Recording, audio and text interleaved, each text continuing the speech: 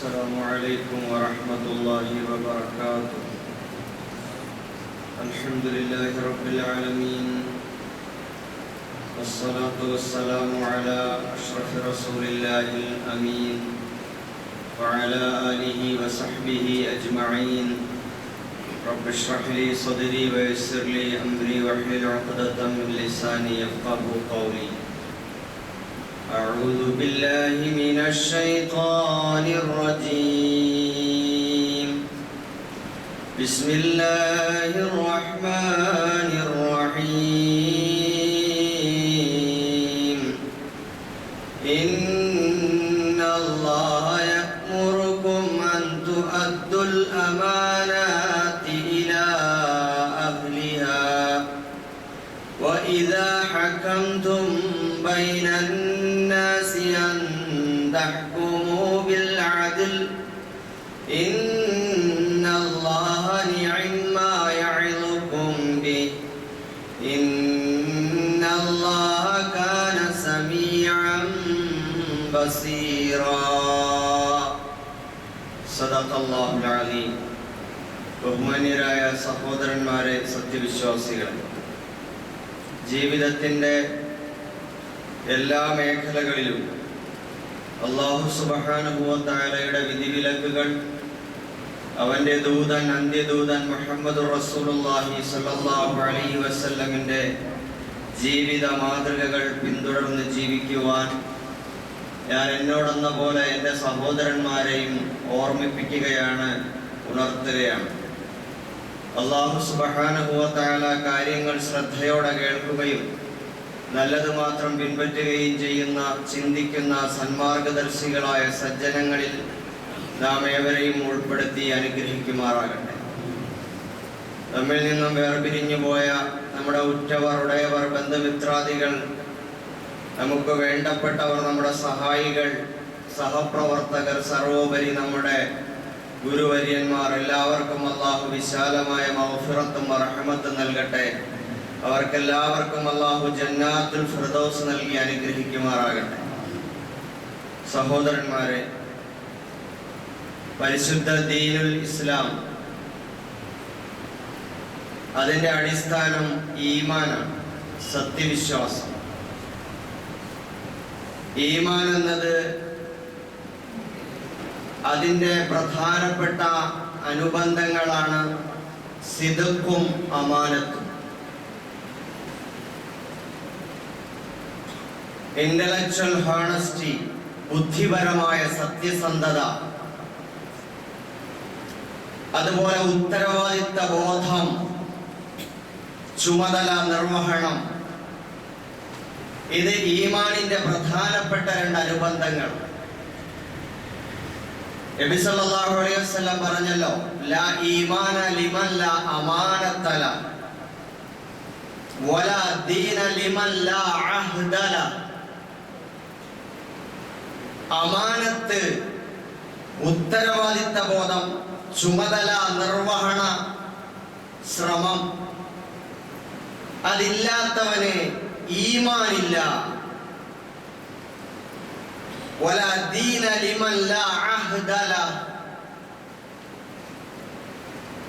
ആ ചുമതലയുടെ പേരിൽ, നിർവഹണത്തിന്റെ പേരിലുള്ള കരാറുകളും ഇടപാടുകളും അത് പൂർത്തിയാക്കാത്തവന് ദീനുമില്ല. വളരെ ഗൗരവപൂർണമായ പരിശുദ്ധ ഇസ്ലാമിന്റെ ഈമാനിനെയും അമൽ സ്വാലിഹാത്തിനെയും വിശ്വാസത്തെയും കർമ്മമണ്ഡലങ്ങളെയും മുച്ചൂടും ചൂഴ്ന്നു നിൽക്കുന്ന ഇസ്ലാമിന്റെ തനതായ അന്തസത്തയെ വരച്ചു കാണിക്കുന്ന, ചുവപ്പ് മഷി കൊണ്ട് അടിവരയിടുന്ന അർത്ഥവത്തായ ഹദീസാണ് ഈ പറഞ്ഞത്. സഹോദരന്മാരെ, ഇത് വ്യക്തികൾ എന്ന നിലയിലും, ഒരു വ്യക്തി എന്ന നിലയിൽ ഞാൻ എന്നോടും, ഒരു കുടുംബനാഥൻ എന്ന നിലയിൽ നമ്മുടെ കുടുംബത്തോടും, നമ്മൾ ഏതെങ്കിലും സാമൂഹിക ഉത്തരവാദിത്തങ്ങൾ നിർവഹിക്കുന്ന പാർട്ടികളിലോ സംഘടനകളിലോ പ്രവർത്തിക്കുന്നുണ്ടെങ്കിൽ ആ പ്രതലത്തിലും നമ്മൾ ഏതെങ്കിലും മഹല്ലുകളിൽ ഉത്തരവാദിത്തം വഹിക്കുന്നുണ്ടെങ്കിൽ അവിടെയും സമുദായ നേതൃത്വ രംഗങ്ങളിലും എല്ലാം അവിടെയൊക്കെ നമ്മിൽ അർപ്പിതമായിട്ടുള്ള ഉത്തരവാദിത്തങ്ങളും ചുമതലകളും ഉണ്ടാവും.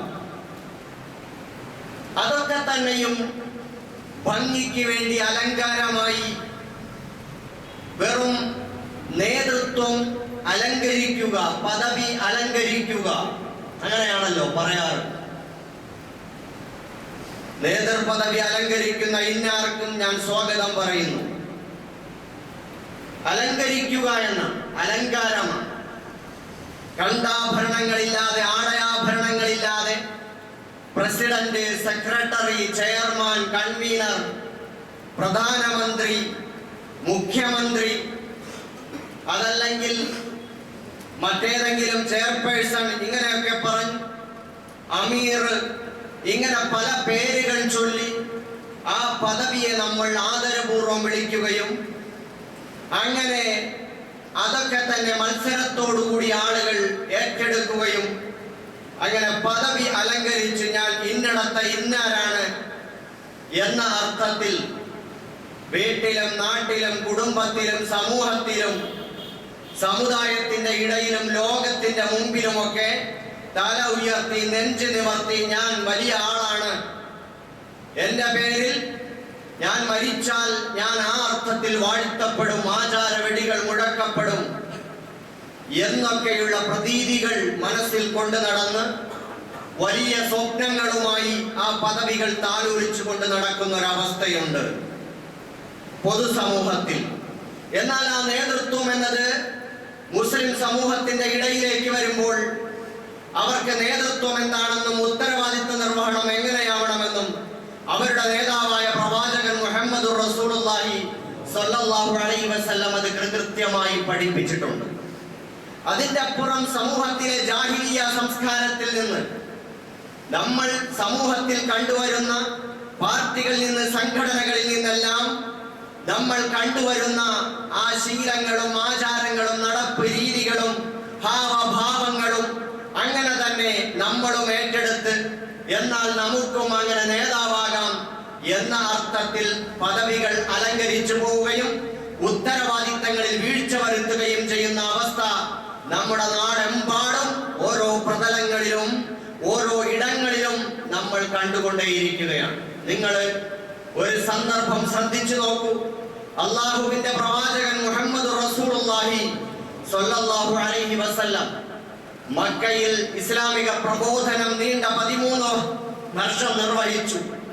അവസാനം ആ നാട് അൽ അമീനായ അസ്സാദിഖുൽ അമീൻ എന്ന് നാടൊട്ടുക്കും വിശേഷണം നൽകിയ പ്രവാചകൻ സല്ലല്ലാഹു അലൈഹി വസല്ലം സത്യസന്ധനെന്നും ഉത്തരവാദിത്തം നിർവഹിക്കുന്നവനെന്നും വിശ്വസ്തനെന്നും നാടൊട്ടുക്കും ശത്രുക്കളും മിത്രങ്ങളും ഭേദമന്യേ വിളിച്ചിട്ടുള്ള ആ പ്രവാചകൻ സല്ലല്ലാഹു അലൈഹി വസല്ലം, ആ പ്രവാചകൻ ഹിജ്റ ചെയ്യുന്നതിന്റെ തലേന്നാൾ നബി സല്ലല്ലാഹു അലൈഹി വസല്ലം കഴിഞ്ഞുകൂടുന്ന ദാറുൽ അർഖമിന്റെ ചുറ്റുവട്ടത്ത് വിവിധ ഗോത്രങ്ങളിൽപ്പെട്ട ശത്രുക്കൾ അവരുടെ പ്രതിനിധികളെ തിരഞ്ഞെടുത്ത് മിന്നുന്ന മൂർച്ചയേറിയ വാളുകളുമായി പ്രവാചകനെ വെട്ടിക്കൊലപ്പെടുത്താൻ വലിയ ഒരു സംഘം അള്ളാഹുവിന്റെ റസൂൽ സല്ലല്ലാഹു അലൈഹി വസല്ലമിന്റെ വീട് വളഞ്ഞ സന്ദർഭം നമുക്ക് ഓർമ്മയുണ്ടാകും.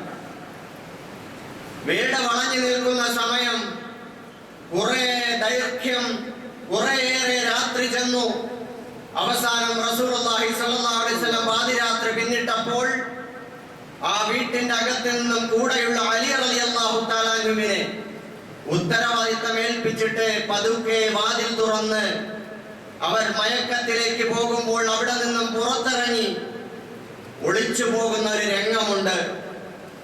സഹോദരന്മാരെ, ലോകനായകൻ മുഹമ്മദ് റസൂലുള്ളാഹി സ്വല്ലല്ലാഹു അലൈഹി വസല്ലം ആരെയാണോ ആളുകൾ ഇന്ന് തീവ്രവാദി എന്ന് വിളിക്കുന്നത്, ചോര ചിന്തിയവനെന്നും സ്ത്രീ ലംബടനെന്നും മോശക്കാരനായി ആളുകൾ മുദ്രകുത്തുന്നത്, ഇസ്ലാമോഫോബിക്കുകൾ മുദ്രകുത്തുന്നത്, ആ പ്രവാചകൻ സല്ലല്ലാഹു അലൈഹി വസല്ലം അവിടെ നിന്ന് വാതിൽപ്പടി ഇറങ്ങുന്നതിന് മുമ്പ് തന്റെ ചുറ്റുവട്ടത്തും വാളോങ്ങി നിൽക്കുന്ന ഒരു വിഭാഗം അക്രമികളുടെ മുമ്പിൽ നബി സല്ലല്ലാഹു അലൈഹി വസല്ലം നിർവഹിച്ച ഒരു ഉത്തരവാദിത്തമുണ്ട്.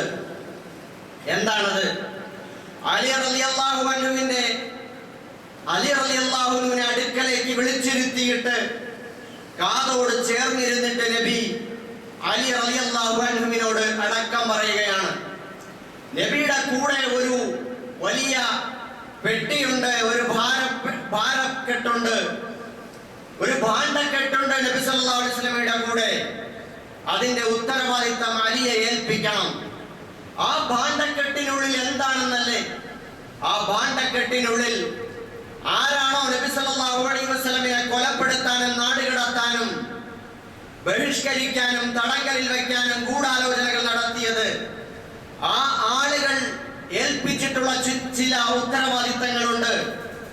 അത് ഉമയ്യത്ത് ബിൻ ഖലഫിന്റെ, ഉത്ബത്തിന്റെ, ഷൈബത്തിന്റെ, അബൂജഹലിന്റെ, അബ്ബാസ് ബിൻ അബ്ദുൽ മുത്തലിബിന്റെ, ആ നാട്ടിലെ മർദ്ദിതരും അവശരുമായ കുറെ ജനവിഭാഗത്തിന്റെ, അവർ നബിയെ വിശ്വസിച്ചേൽപ്പിച്ച സ്വർണ്ണാഭരണങ്ങളും അതേപോലെ തന്നെ കുറെ രേഖകളും പണങ്ങളും നബി സല്ലല്ലാഹു അലൈഹി വസല്ലമയുടെ കയ്യിലുണ്ട്. അവർ നബിയെ ആക്രമിക്കാൻ ശ്രമിക്കുമ്പോഴും അവരുടെ വിശ്വസ്തനായ നബി, ആ നബിയെയാണ് അവർ അവരുടെ സ്വർണ്ണാഭരണങ്ങളും അവരുടെ രേഖകളും അതുപോലെ പണവും പണ്ടവും ഒക്കെ അവരെ ഏൽപ്പിച്ചിരുന്നു. നബി സല്ലല്ലാഹു അലൈഹി വസല്ലമയാണ് ഏൽപ്പിച്ചിരുന്നത്. അലി റളിയല്ലാഹു തആല അൻഹുവിനെ അടുത്ത് വിളിച്ചിട്ട് ഇത് ഇന്നയാൾക്കുള്ളതാണ് ലിസ്റ്റ് ചെയ്തിട്ട് പറഞ്ഞു കൊടുക്കുന്നു. ഇത് ഇന്നവനുള്ളതാണ്, ഇത് ഇന്നയാൾക്കുള്ളതാണ്, ഇത് ഇന്നയാൾക്കുള്ളതാണ്. അതെല്ലാം പേരുകൾ സഹിതം അലി റളിയല്ലാഹു അൻഹുവിനെ ഏൽപ്പിച്ച് ഓരോരുത്തർക്കുമുള്ള വകകൾ അതെല്ലാം ഏൽപ്പിച്ചു കൊടുത്തിട്ടാണ് നബി സല്ലല്ലാഹു അലൈഹി വസല്ലം അവിടെ നിന്ന് യാത്ര പുറപ്പെടുന്നത് പാതിരാത്രിയിൽ. സഹോദരന്മാരെ, രാവിലെ നേരം പുലർന്നപ്പോൾ നബിയുടെ പുതപ്പ് മൂടി നബിയുടെ കിടക്കയിൽ കിടക്കുന്ന അലി റളിയല്ലാഹു അൻഹുവിനെ അവർ പിടികൂടി ചോദ്യം ചെയ്തു, അക്രമങ്ങൾ അഴിച്ചുവിട്ടു. എല്ലാം കഴിഞ്ഞപ്പോൾ അലി റളിയല്ലാഹു തആല അൻഹു അവിടെ പരതി നടന്ന് ഓരോ ആളുകളെ തിരക്കുകയാണ്. ആളുകളെ ഉത്ബത്തിനെ, ഷൈബത്തിനെ, അബൂജഹലിനെ, അബ്ബാസ് ബിൻ അബ്ദുൽ മുത്തലിബിനെ, കുറെ മർദ്ദിതരായ അവശരായ ആളുകളെയൊക്കെ പേര് ചൊല്ലി തിരക്കി നടക്കുന്നു. ആളുകൾ, ശത്രുക്കൾ നബിയെ ഉപദ്രവിച്ചപ്പോൾ, അലി റളിയല്ലാഹു അൻഹുവിനെ ഉപദ്രവിച്ചപ്പോൾ ആ അലി റളിയല്ലാഹു അൻഹുവിനോട് നബിയെ പറ്റി മോശമായി സംസാരിച്ചപ്പോഴും അലി റളിയല്ലാഹു അൻഹു അവരോട് ചോദിക്കുന്നുണ്ട്, ഇതാ ആ നബി എന്നെ ഏൽപ്പിച്ച നിങ്ങളുടെ അമാനത്താണ്, ഉത്തരവാദിത്തമാണ്, നിങ്ങൾ സൂക്ഷിച്ചാൽ ഏൽപ്പിച്ച മുതലാണിതാ, ഇതാ പിടിച്ചോളൂ. ആ നബിയെ പറ്റിയല്ലേ നിങ്ങളെ ഉപദ്രവിച്ചു എന്ന് നിങ്ങൾ പറയുന്നത് എന്ന് പറഞ്ഞുകൊണ്ട് അവരെ ഞെട്ടിപ്പിക്കുകയാണ് അലി റളിയല്ലാഹു തആല ചെയ്യുന്നത്. സഹോദരന്മാരെ, ഇതാണ് മുസ്ലിം സമുദായ നേതൃത്വത്തിന്റെ ഉത്തരവാദിത്ത നിർവഹണത്തിലുള്ള ജാഗ്രത, അതിജാഗ്രത. ആരെയും ഞെട്ടിപ്പിക്കുന്ന അതീവ വിശുദ്ധിയിൽ അധിഷ്ഠിതമായ ജാഗ്രതാ ബോധമാണ് മുഹമ്മദുർ റസൂലുള്ളാഹി സ്വല്ലല്ലാഹു അലൈഹി വസല്ലം അവിടെ പ്രകടിപ്പിക്കുന്നത്. ഇത് ശത്രുക്കളുടേതായ, തങ്ങളെ നശിപ്പിക്കാൻ ശ്രമിക്കുന്ന ആളുകളുടെ അമാനത്താണ്. വിശ്വസിച്ചേൽപ്പിച്ച അമാനത്തിൽ നബി സല്ലല്ലാഹു അലൈഹി വസല്ലം വീഴ്ച വരുത്താതെ ഏൽപ്പിച്ചു കൊടുക്കുകയാണ്. എന്നാൽ സ്വന്തം സമുദായത്തോടും അവരുടെ അവകാശങ്ങൾ നേടിയെടുക്കുന്നതിനും നബി സല്ലല്ലാഹു അലൈഹി വസല്ലം ഇങ്ങനെ തന്നെയാണ് പെരുമാറിയിട്ടുള്ളത്. മക്കയിൽ നിന്ന് മദീനയിലേക്ക് പോയി ഹിജറ 1 രണ്ടാമത്തെ വർഷമായപ്പോൾ ബദർ യുദ്ധത്തിന്റെ സമയമാകുന്ന സന്ദർഭത്തിൽ നബി സല്ലല്ലാഹു അലൈഹി വസല്ലം ഷാമിലേക്ക് പോകുന്ന അബൂ സുഫിയാന്റെ കച്ചവട സംഘത്തെ വഴിയിൽ തടഞ്ഞു നിർത്തി ആ വസ്തുവകകളും പണവും പിടിച്ചെടുക്കാൻ വേണ്ടി തീരുമാനിക്കുന്നത് നബി സല്ലല്ലാഹു അലൈഹി വസല്ലം ശത്രുക്കൾക്കോട് പോലും അമാനത്ത് നിർവഹിച്ച് അവരെ ഞെട്ടിപ്പിച്ച നബി അവരുടെ സമ്പത്ത് അന്യായമായി കൊള്ളയടിക്കാനല്ല, മക്കയിൽ നിന്ന് മാറ്റി ഇറക്കപ്പെട്ട വ്യാപാരികളും അതുപോലെ മറ്റുള്ള ഉപജീവന മാർഗങ്ങളിൽ ഏർപ്പെടുന്നവരുമായ സഹാബാക്കളുടെ അവകാശങ്ങൾ മുഴുവനും കൊള്ളയടിച്ച് കൈക്കലാക്കി വച്ചിരുന്ന ആളുകളിൽ നിന്നും ആ പണവും പണ്ടവും പിടിച്ചെടുത്ത് അതിന് അർഹരായ സത്യവിശ്വാസികളെ ഏൽപ്പിക്കാൻ വേണ്ടിയാണ് നബി സല്ലല്ലാഹു അലൈഹി വസല്ലം ബദർ യുദ്ധത്തിന് പുറപ്പെടുന്നത് എന്ന് നമ്മൾ മനസ്സിലാക്കേണ്ടതുണ്ട്. സഹോദരന്മാരെ, ഇത് പറഞ്ഞത് എന്തിനാണ്? നമുക്കുമുണ്ട് കുറെ നേതാക്കന്മാരും പണ്ഡിതന്മാരും. അവരൊക്കെ നല്ല നല്ല കാര്യങ്ങൾ ചെയ്യുന്ന നല്ല കാര്യങ്ങൾക്കെല്ലാം അള്ളാഹു അർഹമായ പ്രതിഫലം നൽകി അനുഗ്രഹിക്കുമാറാകട്ടെ. അതോടൊപ്പം നമ്മൾ മനസ്സിലാക്കാനുള്ളത്, ഇവിടെ നമ്മൾ സമകാലികമായ ഉത്തരവാദിത്ത നിർവഹണങ്ങളിൽ കടുത്ത വീഴ്ചകൾ വരുത്തിക്കൊണ്ടിരിക്കുകയാണ്. ഒരു മുഅ്മിനിനെ സംബന്ധിച്ചിടത്തോളം അവന്റെ എല്ലാ മേഖലയിലും അവന് ഉത്തരവാദിത്തമുണ്ട്. നബി സല്ലല്ലാഹു അലൈഹി വസല്ലം പറഞ്ഞല്ലോ, നിങ്ങൾ ഓരോരുത്തരും കുല്ലുക്കും റാഇൻ വകുല്ലുക്കും മസ്ഊലുൻ അൻ റഅയതിഹി, നിങ്ങളിൽ ഓരോരുത്തരും നായകന്മാരാണ്, നയിക്കുന്നവരാണ്, ചുമതല ഏൽപ്പിക്കപ്പെട്ട നേതാക്കന്മാരാണ്. വകുല്ലുക്കും മസ്ഊലുൻ അൻ റഅയതിഹി, ഓരോരുത്തരും അവരുടെ റായത്തിനെ പറ്റി, ഭരണീയരെ പറ്റി, അവരുടെ കീഴിലുള്ളവരെ പറ്റി അല്ലാഹുവിന്റെ അടുക്കൽ ചോദ്യം ചെയ്യപ്പെടുക തന്നെ ചെയ്യും. വൽ മർഅതു റായിയത്തുൻ ഫീ ബൈതി സൗജിഹാ, ഒരു സ്ത്രീ പോലും അവളുടെ ഭർത്താവിന്റെ കാര്യത്തിൽ ഉത്തരവാദിത്തമുള്ളവരാണ്. ഭർത്താവിന്റെ വീട്ടിന്റെ കാര്യത്തിൽ അവിടെ ചുമതലയുള്ളവളാണ്. അവൾ നേതാവാണ്. അവിടുത്തെ വീട്ടുകാര്യങ്ങൾ നോക്കി നടത്തുന്നതിന്റെ ഭരണ ചുമതല ആ കുടുംബ നായികയാണ് അവൾ. അതിന്റെ പേരിലും അവൾ പോലും ചോദ്യം ചെയ്യപ്പെടും എന്ന് റസൂലുള്ളാഹി സ്വല്ലല്ലാഹു അലൈഹി വസല്ലം. അതുകൊണ്ട് സഹോദരന്മാരെ, നമ്മൾ കൊച്ചു കാര്യങ്ങളിൽ നമുക്ക് ഉത്തരവാദിത്തമുണ്ട്. കുടുംബത്തിൽ നമുക്ക് ഉത്തരവാദിത്തമുണ്ട്. സമൂഹത്തിൽ നമുക്ക് ഉത്തരവാദിത്തമുണ്ട്. മഹല്ലിൽ നമുക്ക് ഉത്തരവാദിത്തമുണ്ട്. അതേപോലെ തന്നെയാണ് നമ്മുടെയൊക്കെ നാട്ടിലെ പലതരത്തിലുള്ള സംഘടന എന്ന നിലയിൽ ഉത്തരവാദിത്തങ്ങളുണ്ട്. അതേപോലെ രാജ്യത്തിന്റെ ഭരണാധിപന്മാരെന്ന നിലയിൽ ഉത്തരവാദിത്തങ്ങളുണ്ട്. ഇതൊക്കെയും നിർവഹിക്കാൻ കഴിയാതെ വരുമ്പോൾ ഒരു സമൂഹം നശിച്ചു പോവുകയാണ് ചെയ്യുന്നത്. അവരുടെ കീഴിലുള്ള ഭരണീയര്, അതല്ലെങ്കിൽ അവരുടെ കീഴിൽ കഴിയുന്ന പൗരന്മാര്, അവർക്ക് നഷ്ടമാണ് സംഭവിച്ചുകൊണ്ടിരിക്കുന്നത് എന്ന് നമ്മൾ മനസ്സിലാക്കണം. നബി സല്ലല്ലാഹു അലൈഹി വസല്ലം പറഞ്ഞു, ഇദാ ളുയ്യഅത്തിൽ അമാന ഫന്തളിരിസ് സാഅ, അമാനത്തുകൾ, ഉത്തരവാദിത്തങ്ങൾ പാഴാക്കപ്പെട്ടാൽ ഫന്തളിരിസ് സാഅ, നിങ്ങൾ അന്ത്യനാളിനെ പ്രതീക്ഷിച്ചു കൊള്ളുകയും. അന്ത്യനാളിനെ പ്രതീക്ഷിക്കണം.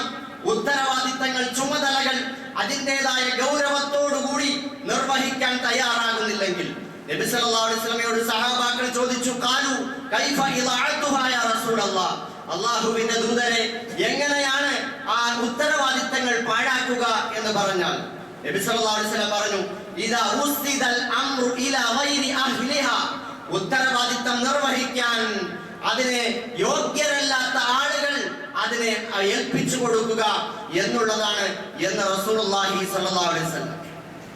അതുപോലെ നബി സല്ലല്ലാഹു അലൈഹി വസല്ലം പറഞ്ഞു, സതഹ്രിസൂന അലൽ ഇമാറ, നിങ്ങൾ നേതൃത്വത്തിന് വേണ്ടി അത്യാഗ്രഹം കാണിക്കും, കടിപിടി കൂട്ടും, ആവേശം കാണിക്കും. സതകൂനു നദാമത്തുൻ യൗമൽ ഖിയാമ, അത് അന്ത്യനാളിൽ നിങ്ങൾക്ക് ഖേദമായി വരും എന്ന് റസൂലുള്ളാഹി സ്വല്ലല്ലാഹു അലൈഹി വസല്ലം. സഹോദരന്മാരെ, ഞാൻ ഈ പറഞ്ഞു വരുന്നത് ഒരു വലിയ കാര്യം നിങ്ങളുടെ മുമ്പിൽ സൂചിപ്പിക്കാൻ വേണ്ടിയാണ്. എന്താണ്? നമ്മളുടെ വഖഫ് ഭേദഗതി നിയമത്തിനെതിരെ ശക്തമായ പ്രക്ഷോഭങ്ങളും പ്രതിഷേധങ്ങളും നിയമ പോരാട്ടങ്ങളും നമ്മൾ നടത്തിക്കൊണ്ടിരിക്കുകയാണ്. അൽഹംദുലില്ലാഹ്, അല്ലാഹു വിജയിപ്പിക്കട്ടെ. കോടതി ഇപ്പോൾ അതിൽ നിർണായകമായ ഒരു അഭിപ്രായ പ്രകടനം അല്ലെങ്കിൽ ഒരു ഇടക്കാല ഉത്തരവ് പുറപ്പെടുവിച്ചിട്ടുമുണ്ട്. പക്ഷെ നമ്മൾ മനസ്സിലാക്കേണ്ടത്, ഇവിടെ നമ്മെ സംബന്ധിച്ചിടത്തോളം എന്തുകൊണ്ടാണ് വഖഫിന്റെ കാര്യത്തിൽ ഒന്നാം പ്രതി ആരാണ് എന്നാണ് നമ്മൾ മനസ്സിലാക്കേണ്ടത്. ഒന്നാം പ്രതി ആരാണ്? ഒന്നാം പ്രതി നമ്മളാണ്. നമ്മുടെ സമുദായ നേതൃത്വമാണ്. എന്തുകൊണ്ട് നമുക്ക് ഈ അവസ്ഥ വന്നു?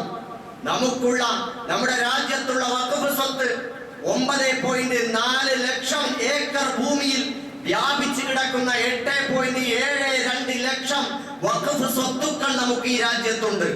അതില് നമുക്ക് 58,890 കേസുകളാണ് അന്യാധീനപ്പെട്ടു പോയതിന്റെ പേരിൽ കിടക്കുന്നത്. അന്യാധീനപ്പെടുക എന്ന് പറഞ്ഞാൽ മുസ്ലിം സമുദായത്തിലെ നമ്മുടെ പൂർവികരായ കാരണവന്മാർ, നമ്മുടെ സഹോദരന്മാർ, സഹോദരിമാർ ആഖിറത്തിൽ പ്രതിഫലം കിട്ടുന്നതിന് വേണ്ടി പള്ളിക്ക് വേണ്ടി, മദ്രസയ്ക്ക് വേണ്ടി, അറബി കോളേജിന് വേണ്ടി, യതീംഖാനയ്ക്ക് വേണ്ടി, ഖബർസ്ഥാനിന് വേണ്ടി പൊതുസേവന പ്രവർത്തനങ്ങൾക്ക് വേണ്ടി, വിദ്യാഭ്യാസ സ്ഥാപനങ്ങൾക്ക് വേണ്ടി ഒക്കെ വഖഫ് ചെയ്യുകയാണ്. പടച്ചവനെ, ഈ ഭൂമി അതിന്റെ അസല് ശേഷിക്കണം, അതിൽ നിന്നും ആളുകൾക്ക് ഉപകാരം കിട്ടുന്ന പ്രവർത്തനങ്ങൾ ഉണ്ടാകണം, സൽഫലങ്ങൾ ഉണ്ടാകണം ഖിയാമത്ത് നാൾ വരെ.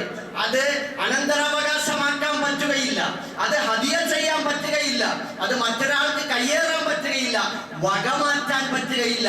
ആ ഭൂമി അങ്ങനെ തന്നെ ഖിയാമത്ത് നാൾ വരെ നിലനിൽക്കേണ്ടതാണ് എന്ന് പറഞ്ഞാൽ വഖഫ് ചെയ്ത ആള്, ഓരോ കാലത്തും വഖഫ് ചെയ്ത ആള് അത് വഖഫ് ചെയ്യുമ്പോൾ അത് ആർക്കാണോ അതിന്റെ ചുമതല ഏൽപ്പിച്ചു കൊടുക്കുന്നത്, ആ ആളുകൾ അതിൽ ഉത്തരവാദിത്ത നിർവഹണങ്ങൾ നടത്തിയിട്ടില്ല എന്നതുകൊണ്ടാണ് ഇതെല്ലാം അന്യാധീനപ്പെട്ടു പോകുന്നത്, കയ്യേറ്റം ചെയ്യപ്പെട്ടു പോകുന്നത്.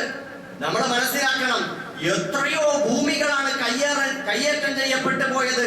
നമ്മുടെ രാജ്യത്തിന്റെ കോടതികൾ നിലനിൽക്കുന്ന, റെയിൽവേ സ്റ്റേഷനുകൾ നിലനിൽക്കുന്ന, വലിയ വലിയ പാർലമെന്റ് മന്ദിരങ്ങൾ നിലനിൽക്കുന്ന, വലിയ നിയമസഭാ സ്ഥാപനങ്ങൾ നിലനിൽക്കുന്ന, അതുപോലെ തന്നെ വേറെ പാർട്ടി ഓഫീസുകൾ നിലനിൽക്കുന്ന, അതേപോലെ തന്നെ സ്വകാര്യ വ്യക്തികൾ കയ്യേറി വെച്ചിരിക്കുന്ന, സ്വകാര്യ വ്യക്തികൾ കയ്യേറിയിട്ട് മുനമ്പം പോലെയുള്ള സ്ഥലങ്ങളിൽ ബാക്കിയുള്ളവർക്ക് മറിച്ചു വെച്ച് ബാറുകൾ പോലും നടത്തുന്ന, ചർച്ചകൾ നടക്കുന്ന എത്രയെത്ര സംഭവങ്ങളാണ് നമ്മുടെ രാജ്യത്തുള്ളത്. എന്നിട്ട് നമ്മൾ വലിയ വലിയ അഭിമാനത്തോടുകൂടി, വലിയ അഹങ്കാരത്തോടുകൂടി വലിയ വർത്തമാനങ്ങൾ പറയുന്ന നേതാക്കന്മാരുടെ ആ വാക്കുകൾക്കും അവരുടെ താരപരിവേഷങ്ങൾക്കും വല്ല കുറവുമുണ്ടോ സഹോദരന്മാരെ? ഇവരൊക്കെ എവിടെ പോയിരുന്നു?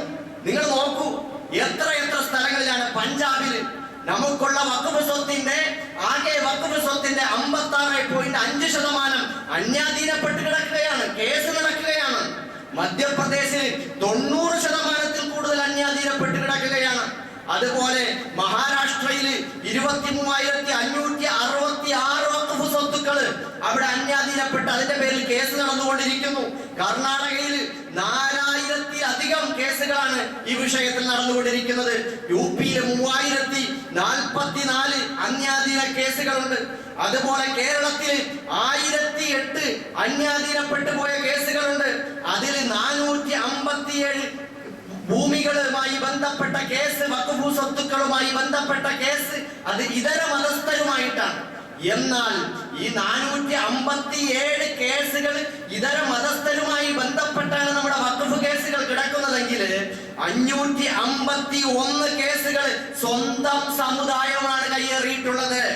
സ്വന്തം സമുദായം. വാപ്പ വഖഫ് ചെയ്യുക, മോ അതൊക്കെ മറച്ചു വെച്ചിട്ട് ആ രേഖയിൽ കൃത്രിമം കാണിച്ചിട്ട് കയ്യേറുക, അല്ലെങ്കിൽ കുടുംബ ബന്ധുക്കൾ, അല്ലെങ്കിൽ പാർട്ടിക്കാര്, ഇങ്ങനെയൊക്കെ പോയ കേസുകളാണ്. നമ്മളിവിടെ മനസ്സിലാക്കണം, ഒരു സമുദായം, മുസ്ലിം സമുദായം എന്ന് പറഞ്ഞാൽ ആ സമുദായത്തിന്റെ നേതാക്കന്മാർ, പണ്ഡിതന്മാർ, നേതൃത്വം വഹിക്കുന്നവർ എന്ന് പറഞ്ഞാൽ അവരുടെ മുഴുവൻ കാര്യങ്ങളിലും ഉത്തരവാദിത്തമുള്ളവരായിരിക്കണം.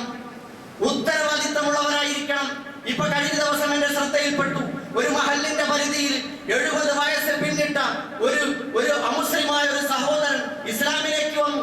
ഖുർആൻ പഠിച്ചിട്ട് ഇങ്ങനെ നടക്കുകയാണ്, ഖുർആൻ പഠിക്കുന്നു. അദ്ദേഹം പള്ളിയിൽ വരുന്നു, വീട്ടിൽ പോകുന്നു. അമുസ്ലിങ്ങളായ ഭാര്യയും അതുപോലെ മക്കളും അവരുടെ ഇടയിലാണ് കഴിയുന്നത്. അദ്ദേഹം ആകട്ടെ എവിടെയും ഒരു സ്ഥലത്തും പോയി അയാള് ബാക്കിയുള്ള നടപടിക്രമങ്ങൾ പൂർത്തിയാക്കുകയോ, രജിസ്റ്ററിൽ അദ്ദേഹത്തിന്റെ പേര് വരികയോ, അതല്ലെങ്കിൽ മഹല്ലിൽ ചേരുകയോ ഒന്നും ചെയ്തിട്ടില്ല. മരണപ്പെടുമ്പോ കൊണ്ടുപോയി ശ്മശാനത്തിൽ ദഹിപ്പിക്കുന്ന അവസ്ഥയായിരിക്കും ഉണ്ടാവുക. ബന്ധപ്പെട്ടവരോട് ശ്രദ്ധിക്കാൻ പറയുമ്പോ അതൊക്കെ അവർക്ക് വളരെ ലാഘവത്തോടെ കാണുകയാണ് ആളുകൾ. എന്ന് പറഞ്ഞാൽ ഒരു മഹല്ലിൽ, ഒരു പ്രദേശത്ത്, നമ്മുടെ കീഴിൽ, സംഘടനയ്ക്ക് കീഴിൽ, പാർട്ടിക്ക് കീഴിൽ, മഹല്ലിന്റെ കീഴിൽ ഒക്കെ തന്നെ നമുക്ക് ഉത്തരവാദിത്തങ്ങൾ ഉണ്ടാകും. അവിടെ മുസ്ലിമീങ്ങൾ എങ്ങനെയാണ് വിശ്വസിച്ച് വഖഫ് ചെയ്യുക? എങ്ങനെയാണ് വഖഫ് ചെയ്യുക? നിയമം, വഖഫ് ഭേദഗതി നിയമമൊക്കെ അവിടെ കിടക്കട്ടെ. പക്ഷെ നമ്മളെ കുറിച്ചൊന്ന് ചിന്തിക്കൂ. ഈ സമുദായത്തിന് ഉത്തരവാദിത്ത ബോധം വേണ്ടേ? ആരെങ്കിലും എന്റെ വാപ്പാക്ക് കൂലി കിട്ടാൻ, അല്ലെങ്കിൽ നാളെ ആഖിറത്തിൽ എനിക്ക് ജാരിയായ സദഖയ്ക്ക്, എനിക്ക് പള്ളി വെക്കാൻ, അതല്ലെങ്കിൽ ഖബർസ്ഥാന് വേണ്ടി, അല്ലെങ്കിൽ മദ്രസയ്ക്ക് വേണ്ടി, വിദ്യാഭ്യാസ സ്ഥാപനത്തിന് വേണ്ടി, അല്ലെങ്കിൽ ഒരു കിണർ, അതല്ലെങ്കിൽ മറ്റെന്തെങ്കിലും സംവിധാനങ്ങൾ, പൊതുജന സേവന പ്രവർത്തനം എന്ന നിലയിൽ എന്തെങ്കിലുമൊക്കെ വഖഫ് ചെയ്താൽ ഇതാരാ ഏറ്റെടുക്കുക? ഇതിനെ കാലാകാലങ്ങളിൽ അതിന്റെ രേഖകൾ വെച്ച് കാത്തു സൂക്ഷിക്കാനും അവര് വഖഫ് ചെയ്ത ലക്ഷ്യത്തിന് വേണ്ടി അതിനെ വിനിയോഗിക്കാനുമുള്ള അമാനത്ത് ആര് നിർവഹിക്കുന്നു? സഹോദരന്മാരെ, ഇവിടെ നമ്മൾ ഒന്നാം സ്ഥാനത്താവുകയാണ്, പ്രതിസ്ഥാനത്താവുകയാണ്. അല്ലാഹു സുബ്ഹാനഹു വ തആല പറഞ്ഞില്ലേ, ഇന്നല്ലാഹ യഅ്മുറുക്കും അൻ തുഅദ്ദുൽ അമാനാതി ഇലാ അഹ്ലിഹാ. തീർച്ചയായും അല്ലാഹു നിങ്ങളോട് കൽപ്പിക്കുന്നു, അൻ തുഅദ്ദുൽ അമാനാതി ഇലാ അഹ്ലിഹാ. നിങ്ങളുടെ അമാനത്തുകൾ, ചുമതലകൾ, ഉത്തരവാദിത്തങ്ങൾ അർഹതപ്പെട്ടവരോട് അത് നിർവഹിക്കണം എന്ന് അല്ലാഹു കൽപ്പിക്കുന്നു. വഇദാ ഹകംതും ബൈനന്നാസ്, ജനങ്ങൾക്കിടയിൽ നിങ്ങൾ വിധി തീർപ്പ് കൽപ്പിച്ചാൽ, വിധി നടത്തിയാൽ, അൻ തഹ്കുമു ബിൽ അദ്ൽ, നീതിപൂർവം നിങ്ങൾ വിധി നടപ്പാക്കണം. ഇത് കൽപ്പനയാണ്. നമസ്കരിക്കാൻ പറഞ്ഞതുപോലെ, നോമ്പ് പിടിക്കാൻ പറഞ്ഞതുപോലെ, സക്കാത്ത് കൊടുക്കാൻ പറഞ്ഞതുപോലെ, ഹജ്ജ് ചെയ്യാൻ പറഞ്ഞതുപോലെ നമ്മളോടുള്ള കൽപ്പനയാണ്. അമാനത്ത് നിർവഹിക്കണം, ഉത്തരവാദിത്തം നിർവഹിക്കണം, നീതിപൂർവം വിധി നടപ്പാക്കണം എന്ന് പറയുന്നത്. സഹോദരന്മാരെ, ആ അർത്ഥത്തിൽ നമുക്ക് ഉത്തരവാദിത്തങ്ങൾ നിർവഹിക്കാൻ സാധിക്കേണ്ടതുണ്ട്. വഇൻ അമില ബഅ്ദുകും ബഅ്ദൻ ഫൽയുഅദ്ദി അല്ലദീ തുമിന അമാനത. പരിശുദ്ധ ഖുർആൻ സൂറത്തുൽ ബഖറ പറയുന്നു, നിങ്ങളിൽ ആരെങ്കിലും ബഅ്ദുകും ബഅ്ദ, ചിലരിൽ ചിലർ ആരെങ്കിലും വല്ല ഉത്തരവാദിത്തവും സൂക്ഷിച്ച് ഉത്തരവാദിത്തം ഏൽപ്പിച്ചാൽ, ഫൽയുഅദ്ദി അല്ലദീ തുമിന അമാനത, ആ ഏൽപ്പിച്ച കാര്യത്തിൽ ആ ഉത്തരവാദിത്തം അവൻ കൃത്യമായി നിർവഹിച്ചു കൊള്ളട്ടെ. വൽയത്തഖില്ലാഹ റബ്ബ, അവൻ അവന്റെ റബ്ബിനെ സൂക്ഷിച്ചു കൊള്ളട്ടെ എന്ന്. സഹോദരന്മാരെ, നബി സല്ലല്ലാഹു അലൈഹി വസല്ലം മക്കയിൽ കഴിയുന്ന കാലം വയസ്സ് 40 ചെന്നു. അല്ലാഹു പ്രവാചകനാക്കി. അങ്ങനെ പ്രവാചകനാക്കിയ കാലം ജനങ്ങളോട് പ്രബോധനം ചെയ്യാൻ തുടങ്ങുന്നതിന് മുമ്പ് നബി സല്ലല്ലാഹു അലൈഹി വസല്ലം സഫാ മലയുടെ അടിവാരത്തേക്ക് എല്ലാവരെയും വിളിച്ചു കൂട്ടിയിട്ട് നബി സല്ലല്ലാഹു അലൈഹി വസല്ലം പർവ്വതത്തിന്റെ മുകളിൽ കയറി. നിങ്ങൾക്കറിയാം സംഭവം. എന്നിട്ട് നബി ചോദിച്ച ചോദ്യം എന്താണ്? ഈ മലയുടെ അടിവാരത്ത്, സഫയുടെ താഴ്ഭാഗത്ത് അവിടുത്തെ ഗോത്രങ്ങളെ, ഹാഷിം, മുത്തലിബ്, വ്യത്യസ്തമായ ഗോത്രങ്ങളെ മുഴുവനും വിളിച്ചു കൂട്ടിയിട്ട് നബി സല്ലല്ലാഹു അലൈഹി വസല്ലം പർവ്വതത്തിന്റെ മുകളിൽ കയറി നിന്നിട്ട് ചോദിക്കുന്നു, ഈ മലയുടെ മറുഭാഗം നബിക്ക് കാണാം, അവർക്ക് കാണില്ല, മറുഭാഗത്ത് എന്താണ്? നബി സല്ലല്ലാഹു അലൈഹി വസല്ലം ചോദിക്കുന്നു, ഈ മലയുടെ മറുഭാഗത്ത് നിന്നും ഒരു ശത്രു സംഘം നിങ്ങളെ ആക്രമിക്കാൻ വരുന്നുണ്ടെന്ന് ഞാൻ ഇപ്പോൾ പറഞ്ഞാൽ നിങ്ങൾക്ക് വിശ്വസിക്കാൻ കഴിയുമോ? അവർ പറഞ്ഞ മറുപടി, തീർച്ചയായും മുഹമ്മദാണ് പറയുന്നതെങ്കിൽ ഞങ്ങൾ വിശ്വസിക്കും. ജീവിതത്തിൽ ഒരിക്കൽ പോലും കളവ് പറയാത്ത സാദിഖായ, അമീനായ, വിശ്വസ്തനായ, സത്യസന്ധനായ പ്രവാചകൻ. സഹോദരന്മാരെ, അതായിരുന്നു നബി സല്ലല്ലാഹു അലൈഹി വസല്ലം. ഈ ഒരു വിശ്വാസ്യത നമ്മുടെ നേതൃത്വത്തിൽ നഷ്ടപ്പെട്ടു പോയിരിക്കുന്നു. ആരെങ്കിലും സുപ്രീം കോടതിയിൽ ആരുടെയെങ്കിലും വക്കീല് പോയി വാദിച്ചാൽ അത് നമ്മളുടേതാണ് എന്ന് പറഞ്ഞിട്ട് അതിന്റെ പേരിൽ വലിയ കോലാഹലമുണ്ടാക്കാനും ബഹളമുണ്ടാക്കാനും ശ്രമിക്കുന്നവരാണ് നമ്മൾ. മറ്റുള്ളവർ ചെയ്യുന്നതിന്റെ നന്മകൾ, അതിന്റെ പാറ്റന്റ് ഏറ്റെടുക്കുന്ന, അതിന്റെ ക്രെഡിറ്റ് മുഴുവൻ സ്വന്തമാക്കാൻ ശ്രമിക്കുന്നവർ. നമ്മൾ എന്ത് ചെയ്തു എന്നതാണ് നമ്മൾ നോക്കേണ്ടത്. നിങ്ങൾ നോക്കൂ, പാർലമെന്റിൽ എംപിമാര് ശബ്ദിച്ചു. എത്ര മനോഹരമായി! വഖഫ് ഭേദഗതി നിയമത്തിനെതിരെ ബിജെപി ഗവൺമെന്റ് ശക്തമായി വാദിച്ചു കൊണ്ടുവന്നപ്പോ മണിക്കൂറുകളോളം അവരെ പ്രതിരോധത്തിൽ നിർത്തിയിട്ട് ചോദ്യശരങ്ങൾ എഴുതിവിട്ട് അവരോട് ആക്രമണം അഴിച്ചുവിട്ടത് ഒരുപാട് അമുസ്ലിം എംപിമാരാണ്, പ്രതിപക്ഷ കക്ഷികളാണ്. പക്ഷെ നമ്മളൊന്ന് മനസ്സിലാക്കണം, നമ്മുടെ അല്പത്തമാണ്. ആരെങ്കിലും ഇതേപോലെ മുസ്ലിങ്ങൾക്ക് വേണ്ടി അല്ലെങ്കിൽ നീതിക്ക് വേണ്ടി വാദിച്ചിട്ട് രംഗത്ത് വന്നാൽ, ഓ അവര് ഭയങ്കര സംഭവം, ഇനിയിപ്പം നമ്മളൊന്നും ചെയ്യേണ്ടതില്ല, അവരെ അങ്ങോട്ട് വിശ്വസിച്ച് അവർക്ക് വേണ്ടി മധുര പാടി സിന്താപ വിളിച്ചാൽ മതി എന്നത്. നമുക്കൊരു ഉത്തരവാദിത്വം പിന്നെ ഇല്ല. അതേപോലെ തന്നെയാണ് ബാക്കി ഓരോ കാര്യങ്ങളിലും ഇതുപോലെയാണ് നമ്മുടെ അവസ്ഥ. മറ്റുള്ളവർ ചെയ്യണം. ഇനി വഖഫ് ഭേദഗതി നിയമത്തിനെതിരെ, അതല്ലെങ്കിൽ പൗരത്വ ഭേദഗതി നിയമത്തിനെതിരെ, ഇതേപോലുള്ള അന്യായങ്ങൾക്കെതിരെ നമുക്കൊരു പ്രതിഷേധം നടത്തണം. നമുക്ക് നടത്താൻ ധൈര്യമുണ്ടോ? ഇല്ല. പിന്നെ ആര് വേണം? നമ്മുടെ സമുദായത്തിൽ നിന്നും, നമ്മുടെ സമുദായത്തിൽ അല്ല നടത്തേണ്ടത്, മറ്റുള്ളവർ നടത്തണം. അവരെ പിന്നെ പോയി നിൽക്കണം. ധൈര്യമില്ല. നിങ്ങളൊക്കെ നല്ല പിള്ളേരാണെന്ന് പറഞ്ഞാൽ നമുക്ക് സന്തോഷമായി. അപ്പൊ ഇവിടുത്തെ മതേതര പാർട്ടികൾ എന്തെങ്കിലും നടത്തിയാലേ നമുക്ക് നടത്താൻ പറ്റൂ. എന്തുകൊണ്ട് ഇരകളായ മുസ്ലിം സമുദായത്തിന് സ്വന്തം മേൽവിലാസത്തിൽ ഭരണഘടനയുടെ അവകാശങ്ങൾ ഉയർത്തിപ്പിടിച്ചുകൊണ്ട് അവർക്ക് ശബ്ദിക്കാൻ പറ്റുന്നില്ല? ഇവിടെ ഒരു സംഘടന പ്രതിഷേധം നടത്തി, എയർപോർട്ട് മാർച്ച് വെച്ചു. അവിടെ എന്ത് ചെയ്തു? അക്കൂട്ടത്തിൽ അവർ യഹ്യാസിന്മാരുടെയും അഹമ്മദ് യാസിന്റെയും സെയ്ദ് കുത്തുബിന്റെ ഒക്കെ ചിത്രം പിടിച്ചു. പിന്നെ അതായി മുസ്ലിം സംഘടനകൾ ചിലർക്കൊക്കെ ചർച്ചാ വിഷയം. അവർ ചെയ്തത് ഭയങ്കര അപരാധമായി പോയി എന്ന്, ഭയങ്കര അപരാധമായി പോയി എന്ന്. കുട്ടികൾ തമ്മിൽ അങ്ങോട്ടും ഇങ്ങോട്ടും മത്സരിച്ചു, തർക്കിച്ചു. ആണയെ തൊടാൻ പറ്റൂ? അങ്ങനെ ഒരുത്തൻ പറഞ്ഞു, ഞാൻ തൊട്ട് തരാന്ന്. ബാക്കിയുള്ളവർ ഇവൻ തൊട്ട് കളയുമോ എന്നുള്ള ഒരു പേടിയിലാണുള്ളത്. അവസാനം ഇവൻ കൂട്ടുകാരൻ നോക്കി നിൽക്കെ ഓടിച്ചെന്ന് ആനയുടെ വാലിൽ പിടിച്ചിട്ട് പേടിച്ചു ഓടി വന്നു. വഴിയിൽ കാല് തട്ടി വീണു. അപ്പോൾ അയ്യേ മറിഞ്ഞു വീണേ എന്ന് പറഞ്ഞുള്ള കളിയാക്കലാണ്, പൊട്ടിച്ചിരിക്കുകയാണ്. എടാ, ഇവൻ പോയി ആനയെ തൊട്ടു എന്നത് കാണാൻ കണ്ണില്ലാത്ത അല്പന്മാരായി ഈ സമുദായ നേതൃത്വം മാറിപ്പോകരുത്. ഈ സമുദായത്തിൽ എവിടെയെങ്കിലും വഖഫ് ഭേദഗതി നിയമത്തിനെതിരെയോ അതല്ലെങ്കിൽ ഭരണഘടനയുടെ അവകാശ ലംഘനങ്ങൾക്കെതിരെയോ ഇവിടത്തെ ഫാഷിസ്റ്റുകൾക്കെതിരെയോ വല്ല സമരവും ഏതെങ്കിലും കോണിൽ നിന്ന് മുസ്ലിങ്ങളോ അമുസ്ലിങ്ങളോ നമ്മുടെ പാർട്ടിയിൽ പെടാത്തവരോ ആരാകട്ടെ അവര് രംഗത്ത് വന്നാൽ അവരെ പിന്തുണയ്ക്കുന്നതിന് പകരം, അവരെ സപ്പോർട്ട് ചെയ്ത് കൂടെ നിൽക്കുന്നതിന് പകരം അവൻ മൈലേജ് കൊണ്ടുപോകുമോ എന്നാണ് ചിന്ത.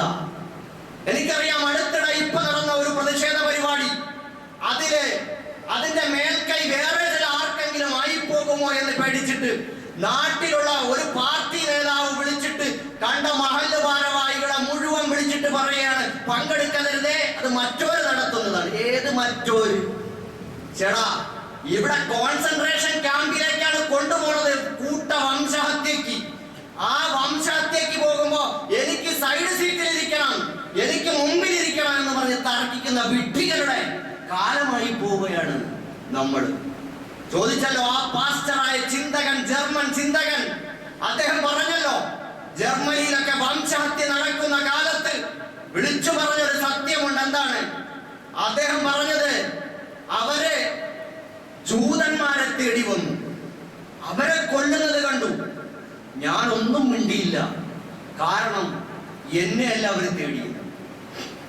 എന്നെ ബാധിക്കുന്ന പ്രശ്നമായിരുന്നില്ല, അത് ജൂതന്മാരെ ബാധിക്കുന്ന പ്രശ്നം. അതുകൊണ്ട് ഞാനൊന്നും മിണ്ടിയില്ല. പിന്നെ അവര് കമ്മ്യൂണിസ്റ്റുകളെ തേടി വന്നു, അവരെയും കൊന്നൊടുക്കിയപ്പോ ഞാനൊന്നും മിണ്ടിയില്ല, കാരണം ഞാൻ കമ്മ്യൂണിസ്റ്റ് ആയിരുന്നില്ല. പിന്നീട് അവര് തൊഴിലാളി വർഗത്തെ തേടി വന്നു, തൊഴിലാളികളെയും പിടികൂടി, അപ്പോഴും ഞാനൊന്നും മിണ്ടിയില്ല, കാരണം ഞാൻ അതിൽ പെട്ടവനായിരുന്നില്ല. പിന്നെ അവര് സോഷ്യലിസ്റ്റുകളെ തേടി വന്നു, അപ്പോഴും ഞാനൊന്നും മിണ്ടിയില്ല, കാരണം ഞാനൊരു സോഷ്യലിസ്റ്റ് ആയിരുന്നില്ല. അവസാനം അവർ എന്നെ തേടി വന്നു, അപ്പൊ എനിക്ക് വേണ്ടി ശബ്ദിക്കാൻ ആരും ഉണ്ടായിരുന്നില്ല എന്ന് പറഞ്ഞ ആ മച്ച മനുഷ്യനുണ്ടല്ലോ, അദ്ദേഹം പറഞ്ഞ ആ വഴിക്കാണ് നമ്മുടെ ഈ പോക്ക്. നമ്മുടെ ഈ പോക്ക് ഇപ്പോഴും കൊടിയുടെ നിറവും ബ്ലഡിന്റെ ഗ്രൂപ്പും നോക്കി നടക്കുന്ന വിഡ്ഢികൾ, പമ്പര വിഡ്ഢികൾ, പോയി ചാവുക. അവർ ജീവിച്ചിരിക്കാൻ അർഹരല്ല. സഹോദരന്മാരെ, ഈ കാലഘട്ടത്തിലാണ് നമ്മളുള്ളത്. ഇവിടെ സ്പെയിനിലെ താർത്താരികള് മുസ്ലിങ്ങളെ കൂട്ടക്കൊല ചെയ്യുന്ന കാലം. പണ്ഡിതന്മാരെ പണി എന്തായിരുന്നു? ശാഖാപരമായ വിഷയങ്ങളിൽ തർക്കിക്കുകയായിരുന്നു, തമ്മിലടിക്കുകയായിരുന്നു. ഒരു താർത്താരി പെൺകുട്ടി പോലും കത്തിയെടുത്തിട്ട് ഏതെങ്കിലും ഒരു പണ്ഡിതനെയോ നേതാവിനെയോ പിടിച്ചിട്ട് ഇവിടെ കിടക്കണമെന്ന് പറഞ്ഞാൽ കിടന്നു കൊടുക്കും, കഴുത്ത് നീട്ടിക്കൊടുക്കുമെന്ന ചരിത്രം. കൊന്നു തള്ളി ടൈഗ്രീസ് നദിയൊക്കെ ചോരച്ചാൽ ഒഴുകിയത്രേ. പണ്ഡിതന്മാരുടെ പണി എന്താ? ശാഖാപരമായ അഭിപ്രായ വ്യത്യാസങ്ങൾ കടിപിടി കൂടുക, തമ്മിലടിക്കുക. നീയാണോ സ്വർഗത്തിൽ, ഞാനാണോ സ്വർഗത്തിൽ? അവനാണോ വലിയ പാർട്ടി, ഞാനാണോ വലിയ പാർട്ടി? അവനാണോ ഹക്കിൽ, ഞാനാണോ ഹക്കിൽ? ഇതായിരുന്നു തർക്കം. അതിന് രസകരമായ ഒരു തർക്കം ഇതായിരുന്നു. പള്ളിക്കകത്ത് നിന്നും ഒരു മരം വളർന്ന് അതിന്റെ ഒരു കൊമ്പ് ശിഖരം പുറത്തേക്ക് പോയാൽ പള്ളിമുറ്റത്ത് നിൽക്കുന്ന ആ ശിഖരത്തിൽ ഇരുന്നാൽ എഴുത്തിക്കാവിന്റെ കൂലി കിട്ടുമോ? നിങ്ങൾക്ക് സംശയമായില്ലേ? കിട്ടുമോ? ഇല്ലേ? സഹോദരന്മാരെ, ഇതാണ് നമ്മുടെ അവസ്ഥ. നമ്മളെ മുച്ചൂടും തകർക്കാൻ പോവേ. ചില ആളുകൾ അത്തഹിയാത്തിൽ വിരലാട്ടണോ വേണ്ടേ എന്നുള്ള തർക്കത്തിലാ. എടാ, നീ ആട്ടുകയോ ആട്ടാതിരിക്കുകയോ, പക്ഷെ തിന്മയ്ക്കെതിരിൽ ഒരു ചെറു വിരലനക്കാൻ നിനക്ക് പറ്റുമോ? തലയെക്കെട്ട് എങ്ങനെ കെട്ടണം? അത് വാലിട്ട് കെട്ടണമോ വാലിടാതെ കെട്ടണമോ? ആ തർക്കത്തിലൊന്നും പെടാതിരിക്കാനാണ് നമ്മൾ ഇങ്ങനെ നടക്കുന്നത്. വാലിട്ട് കെട്ടണമോ ഇടാതെ കെട്ടണമോ? താടി എത്ര നീട്ടണം? അതെത്ര അളവിൽ വേണം? നിന്റെ കഴുത്ത് വേണോ വേണ്ടെന്നാണ് അവിടെ ചർച്ച. നിന്റെ ചർച്ച എന്താ ഇവിടെ? ഇതാണ് വിഡ്ഢികൾ. നിന്റെ കൈ എവിടെ കെട്ടണം വേണ്ടെന്നാണ് ചർച്ച. നിന്റെ കൈയല്ല, നീ തന്നെ വേണോ വേണ്ടെന്നാണ്. ഖബർസ്ഥാനെ കുറിച്ചാണ് ചർച്ച. സിയാറത്ത് വേണോ വേണ്ടേ? മഹാന്മാരോട് വിളിച്ചാൽ ഉത്തരം കിട്ടുമോ ഇല്ലേ? വിളിക്കാമോ വിളിച്ചൂടെ? സഹോദര, നിനക്ക് വേണ്ടി ശവക്കുഴി തോണ്ടിക്കൊണ്ടിരിക്കുകയാണ്. ഇവിടെ നമ്മൾ യാഥാർത്ഥ്യബോധമുള്ളവരായി മാറണം. അതുകൊണ്ട് നമ്മൾ മുസ്ലിം ഉമ്മത്താണ്. നമ്മളെ ഇടക്കാലങ്ങളിൽ പല പാർട്ടികളും വന്ന് പലതരത്തിൽ സ്വാധീനിച്ച് സമുദായ പാർട്ടികളിലും രാഷ്ട്രീയ പാർട്ടികളിലും ഒക്കെ നമ്മൾ പെട്ടിട്ടുണ്ട്. നമ്മുടെ നീയത്തിന്റെയും ഇഖ്ലാസിന്റെയും അടിസ്ഥാനത്തിൽ വല്ല സ്വാലിഹായ അമലും ചെയ്തിട്ടുണ്ടെങ്കിൽ അല്ലാഹ് കബൂലാക്കട്ടെ. പക്ഷേ നമ്മളൊന്ന് മനസ്സിലാക്കണം, ആ പാർട്ടികളിലും സംഘടനകളിലും ഒക്കെ ചെയ്ത തെറ്റുകളുണ്ടെങ്കിൽ മാപ്പ് ചോദിച്ചിട്ട് പാർട്ടികളും സംഘടനകളും ഒക്കെ വിട്ടിട്ട് ഒരു സംഘടനയിൽ ചേരാൻ സമയമായിരിക്കുന്നു. ആ സംഘടനയുടെ പേരാണ് ദീനുൽ ഇസ്ലാം. ഇസ്ലാം, ഇന്നദ്ദീന ഇൻദല്ലാഹിൽ ഇസ്ലാം. അല്ലാഹുവിന്റെ അടുക്കൽ സ്വീകാര്യയോഗ്യമായ ദീൻ ഇസ്ലാമാണ്. ഇസ്ലാം. നമ്മൾ ആരാണ്? നമുക്ക് അല്ലാഹ് വെച്ച പേര് സുന്നി എന്നും മുജാഹിദ് എന്നും തബ്ലീഗ് എന്നും ജമാഅത്ത് എന്നും അല്ല. പിന്നെന്താ? ഹുവ സമ്മാകുമുൽ മുസ്ലിമീൻ മിൻ ഖബ്ലു വഫീ ഹാദാ. പണ്ടും ഇപ്പോഴും അല്ലാഹ് നിങ്ങൾക്ക് പേര് വെച്ചിരിക്കുന്നത് മുസ്ലിങ്ങൾ എന്നാണ്. നീ കൈയെവിടെ കെട്ടി വിരലാട്ടിയോ ഇല്ലേ? നിസ്കാരത്തിന് ശേഷം കൂട്ടപ്രാർത്ഥന നടത്തിയോ ഇല്ലേ? ആണ്ടുഹത്തം നടത്തിയോ ഇല്ലേ? അല്ലാഹുവിനാണ് സത്യം. ഖബറിൽ ചോദ്യം ഉണ്ടാവൂല അതിനെപ്പറ്റി. മഹ്ശറയിൽ ചോദ്യം ഉണ്ടാവൂല. പിന്നെയോ നിന്നോട് ചോദിക്കും, അല്ലാഹുവിനെ പറ്റി ചോദിക്കും, റബ്ബാര്, നബിയാര്, നമസ്കാരത്തെ പറ്റി ചോദിക്കും. ഖുർആൻ പഠിച്ചോ, മനസ്സിലാക്കിയോ, ജീവിതത്തിൽ പകർത്തിയോ? ഈ നബിയെ നീ അംഗീകരിച്ചോ? നിന്റെ കഅബ ഏതാണ്? നിന്റെ ഖിബ്ല ഏതാണ്? ഇതൊക്കെ ചോദിക്കും. അതുകൊണ്ട് ആ ചോദ്യങ്ങളുടെ മുമ്പിൽ നമ്മൾ ഒന്നാണ്. നമ്മുടെ റബ്ബുൻ വാഹിദ്, ഒരൊറ്റ റബ്ബ്, ഒരൊറ്റ റബ്ബ് നമുക്കെല്ലാം. നിങ്ങൾ ഏത് സംഘടനയിലോ പ്രവർത്തിച്ചോ, ഒരൊറ്റ റബ്ബ്, ഒരൊറ്റ റസൂൽ. അല്ലാഹുവിന്റെ റസൂലിനെ സകലരും അംഗീകരിക്കുന്നു. ആ നബിയെ ഏതോ സംഘടനകൾ നിന്ദിക്കുന്നു എന്ന് പറയുന്നത് പച്ചക്കള്ളമാണ്. അവരുടെ ഭാഗത്ത് നിന്ന് നിങ്ങൾ പഠിച്ചു നോക്കും, അവർ നിന്ദിക്കുന്നില്ല. ആരും നിന്ദിക്കൂല. അല്ലാഹുവിന്റെ റസൂൽ, ആ റസൂലിനെ എല്ലാവരും ബഹുമാനിക്കുന്നു, ആദരിക്കുന്നു, പിന്തുടരുന്നു. ആ റസൂലിന്റെ പേരിൽ നമ്മൾ ഒന്നാണ്. ഒരേ കഅബയിലേക്ക് തിരിഞ്ഞു നിന്ന് നമസ്കരിക്കുന്നു. നമ്മൾ ഒന്നാണ്. ഒരേപോലെ 5 വഖത്ത് നമസ്കരിക്കുന്നു. നമ്മൾ ഒന്നാണ്. നമ്മൾ സഹോദരന്മാരാണ്. മൻ സല്ല സ്വലാത്തന, നമ്മുടെ നമസ്കാരം ആര് നമസ്കരിക്കുന്നുവോ, വസ്തഖ്ബല ഖിബ്ലതന, നമ്മുടെ ഖിബ്ലയെ ആര് അഭിമുഖീകരിക്കുന്നുവോ, വമൻ അകല ദബീഹതന, നമ്മൾ അറുത്തത് ആര് ഭക്ഷിക്കുന്നുവോ, ഫദാലിക്കൽ മുസ്ലിം, അവനാണ് മുസ്ലിം എന്ന് റസൂലുള്ളാഹി സ്വല്ലല്ലാഹു അലൈഹി വസല്ലം. ഞാൻ അവസാനിപ്പിക്കുകയാണ് സഹോദരന്മാരെ. അതുകൊണ്ട് അല്ലാഹുവിന്റെ റസൂൽ സ്വല്ലല്ലാഹു അലൈഹി വസല്ലം പറയുന്നുണ്ട്, ഫവല്ലദി നഫ്സി ബിയദിഹി, എൻ്റെ ആത്മാവിനെ ഉടമപ്പെടുത്തിയ പടച്ച തമ്പുരാനാണ് സത്യം. ലതഅമുറന്ന ബിൽ മഅറൂഫി വലതൻഹൗന്ന അനിൽ മുൻകർ, നിങ്ങൾ നന്മ കൽപ്പിക്കണം, സമൂഹത്തിൽ തിന്മകൾ ഉണ്ടാകുമ്പോൾ അതില്ലാതാക്കാൻ വിലക്കാൻ ശ്രമിക്കണം. ഔ ലയൂഷിക്കന്നല്ലാഹു അദാബൻ മിൻ, അല്ലെങ്കിൽ പടച്ച തമ്പുരാന്റെ അടുക്കൽ നിന്ന് നിങ്ങളെ ശിക്ഷ പിടികൂടുക തന്നെ ചെയ്യും.